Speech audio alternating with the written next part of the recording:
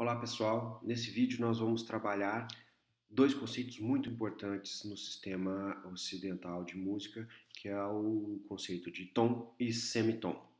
Bom, o que é um semitom? Semitom, também chamado de meio tom, é a distância que nós temos, por exemplo, de teclas vizinhas do piano, do teclado.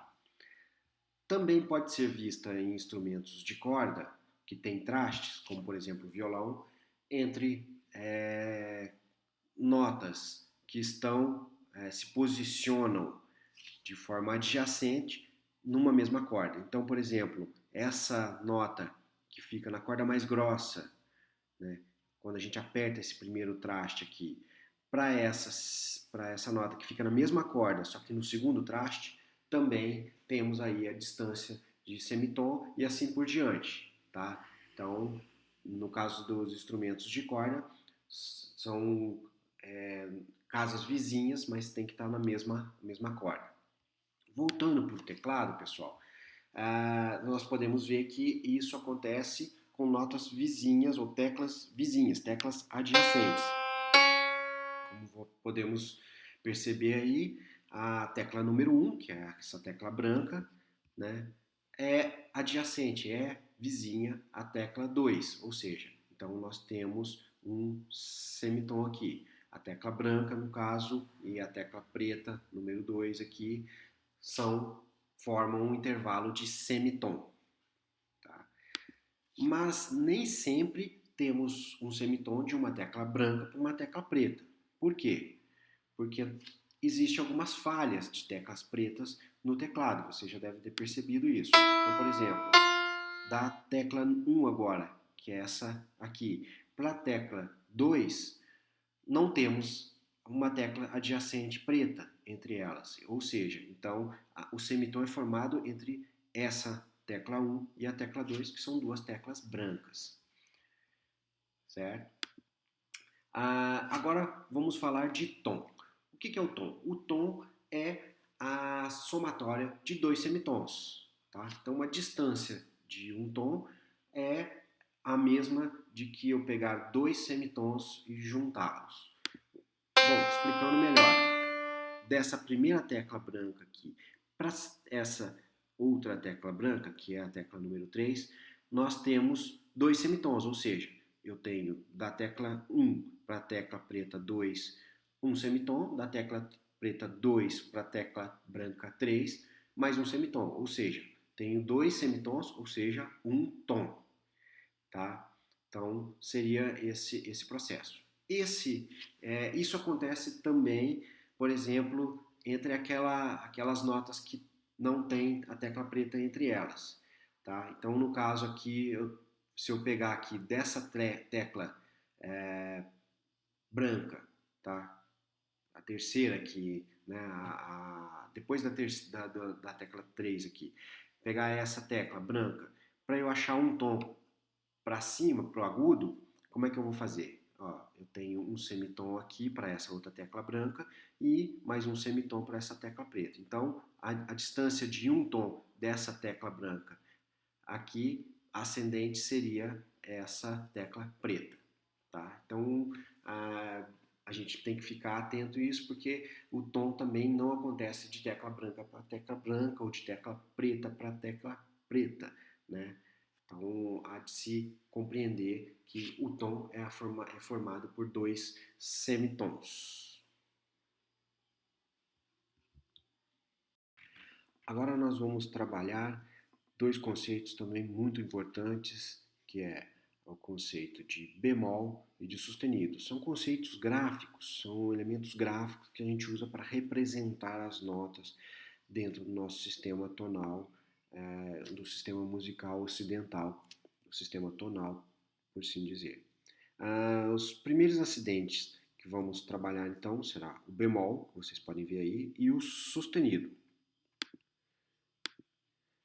O bemol, pessoal, ele abaixa a nota em um semitom, enquanto o sustenido eleva a nota em um semitom. A origem do bemol foi que as primeiras notas a serem aplicadas esse efeito foi a nota Si, que também é representado pela letra B. Então, era um Si que eles chamavam Si mais abaixado, ou seja, um Si mais mole. Então, como o Si também é B, então era um B mole, tá? Ou seja, depois com o tempo ficou bemol. Então, no caso, depois a gente, para aplicar isso em todas as outras notas, começou-se a utilizar esse símbolo aí, que é o bemol, na frente, né, anteriormente às notas que a gente vai escrever. O sustenido, no caso, ele faz o efeito inverso do bemol, ele aumenta em um semitom. Então, o bemol ele vai diminuir aquela nota em um semitom e o sustenido vai aumentar em um semitom, tá? Então, nós podemos aí no teclado do computador, quando a gente precisa utilizar isso, o bemol geralmente é simbolizado pela letra B minúscula e o sustenido pela cerquilha, né? Vamos colocar assim, ou algumas pessoas chamam de jogo da velha. Bom, então agora nós vamos examinar a tecla preta entre a nota Dó e a nota Ré. Tá? Então, nós temos aqui no teclado a disposição de Dó, Ré, Mi, Fá, Sol, Lá, Si, Dó. E assim por diante. Ré, Mi. Então, as teclas brancas elas têm esses nomes já definidos no teclado. Entretanto, nós temos a inserção das teclas pretas que não tem nome definido, vamos dizer assim. Tá? Então, no caso, vamos estudar a primeira tecla preta do teclado ali, que é a que fica entre a nota Dó e a nota Ré. Essa tecla preta, ela pode se chamar Dó sustenido, ou seja, é um Dó que eu aumentei em meio tom, certo? Mas também pode se chamar Ré bemol, ou seja, ela é vizinha ao Ré, só que é um Ré que eu abaixei meio tom, ou seja, eu coloquei um bemol anteriormente a ela para que essa nota fique abaixada. Tá? Outro exemplo, tá? Seria o Mi e o Fá. Tá? Então, eu tenho lá o Fá bemol, ou seja, essa nota aqui, que é o Fá, para eu obter ela bemolizada, basta eu abaixar meio tom. Só que como não tenho tecla preta aqui, o que, que acontece? Meio tom abaixo é a nota Mi. Então o Fá bemol, no caso, coincide com a nota Mi, ou seja, é enarmônica a nota Mi. O Fá, o Mi sustenido, acontece a mesma coisa. Eu tenho aqui o Mi, se eu precisar sustenizar este Mi, vamos colocar assim, né, ou aumentar em meio tom, eu não vou ter a tecla preta aqui, então eu já caio na tecla branca que fica logo à frente, né, mais aguda. Então, o Mi sustenido seria coincidentemente o Fá, né? Ele coincide com o Fá. E aí algumas pessoas podem até falar assim, poxa vida, então o Mi sustenido não existe, seria o Fá mesmo. Dependendo da escala, eu vou ter que usar esse termo Mi sustenido. Depois, mais para frente, a gente vai ver quando a gente for estudar as escalas e os tons. Tá? Então, toda vez que uma determinada nota tiver vários nomes, ou seja, nomes iguais, nomes diferentes para o mesmo som, a gente está tratando de um elemento chamado enarmonia, ou seja, essa mesma utilização de um som com duas denominações, a gente chama de enarmonia. Os próximos acidentes que a gente vai tratar aqui serão o dobrado bemol, né, o duplo bemol, e o dobrado sustenido ou sustenido duplo. Tá? Então, o que acontece com esse acidente? Se eu precisar abaixar uma nota em um tom, ou seja, em dois semitons, eu coloco esse dobrado bemol.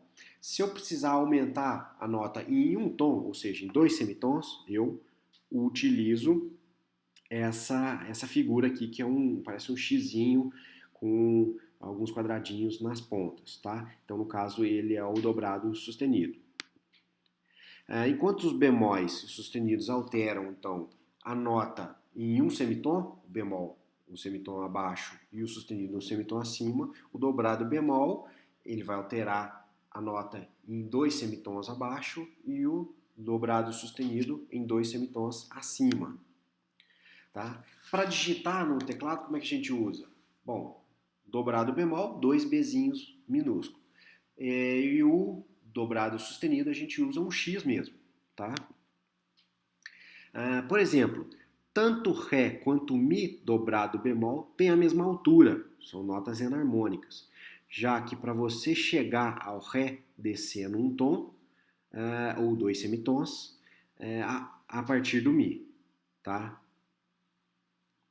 Então, podemos ver aí, ó, no caso, o Mi está aqui, certo? Se eu quiser um Mi dobrado bemol, eu vou descer em dois semitons, que vai coincidir com a nota Ré. Então, Mi dobrado bemol é igual enarmonicamente ao Ré. O mesmo acontece, por exemplo, do Dó para o Dó dobrado sustenido para o Ré. Tá? Então, se eu precisar de um Dó dobrado sustenido, eu tenho aqui o Dó, Dó dobrado sustenido, então aqui seria o Dó sustenido, aqui o Dó dobrado sustenido, que é a nota Ré, tem o mesmo som da nota Ré. Tá? Então, são duas notas enarmônicas. Agora vamos falar do B quadro. O B quadro é a figura que é utilizada para anular qualquer uma das alterações.